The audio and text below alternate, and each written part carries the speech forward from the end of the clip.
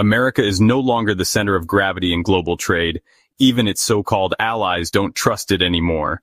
When a Five Eyes country like New Zealand would rather cozy up to China than deepen ties with Washington, you know the old order is breaking down.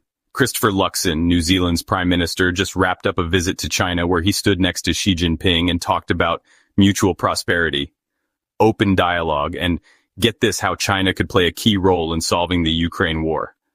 Let that sink in.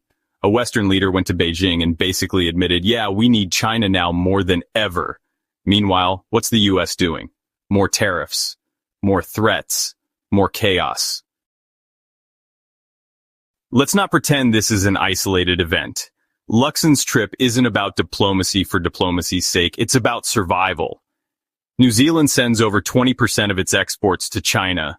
We're talking dairy, meat, wine, tourism, you name it.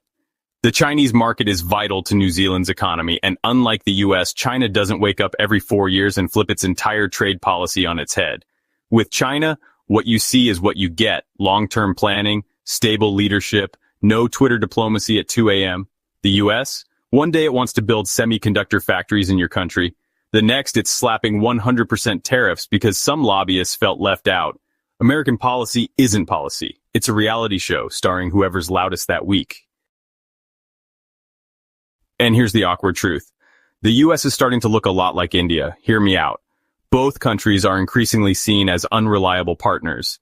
India can't get along with any of its neighbors. Pakistan, Bangladesh, Nepal, even Sri Lanka are fed up with Delhi's arrogance and duplicity. The US is slowly drifting into the same category. NATO allies don't trust it. Latin America's leaning left again. ASEAN nations prefer neutrality over US alignment. Luxon's China visit just proves the point. He knew it might raise eyebrows in Washington, but he also knew Washington can't offer what Beijing can: predictable trade, mutual respect, and no moralizing lectures about freedom and democracy that ring hollow after Iraq, Libya, and Afghanistan. Let's also talk about tourism. New Zealand just made it easier for Chinese tourists to get visas. Not Americans, not Australians, Chinese. Because Chinese visitors spend money, travel respectfully, and come in droves. And New Zealand isn't dumb. They know where their bread is buttered. Even the so-called controversy over New Zealand cutting aid to the Cook Islands due to China's growing ties, it wasn't about values. It was about leverage.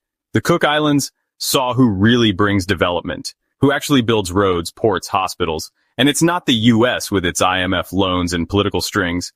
This is what the post-American world looks like. Western countries still say the right things to keep Washington happy, but when it comes to deals that actually matter, trade, investment, tourism, they turn to China. Because China doesn't flip-flop every election cycle. It doesn't treat allies like employees. It doesn't send its diplomats around the world threatening sanctions like door-to-door salesmen of fear. And now, countries like New Zealand are setting the tone. Be friendly with everyone, but build with China.